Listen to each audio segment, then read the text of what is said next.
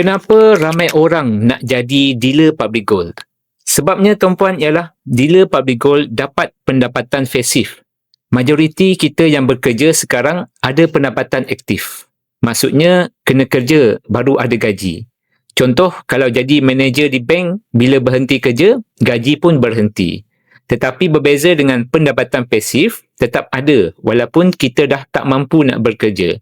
Macam rumah sewa, setiap bulan duit rumah sewa masuk walaupun kita tak buat apa-apa. Dealer public gold ni sebenarnya bukan ejen, tetapi adalah PGBO ataupun Public Gold Business Owner. Kita rakan bisnes dengan public gold dan kita dapat royalty sebagai pendapatan pasif. Menariknya, royalty ni tak berhenti walaupun dah meninggal dunia.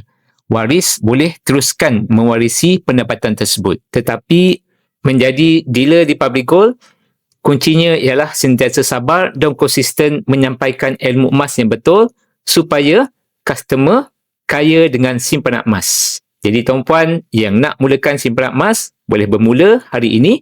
Boleh rujuk pin video saya untuk 5 step bagaimana nak mulakan simpanan emas di public gold.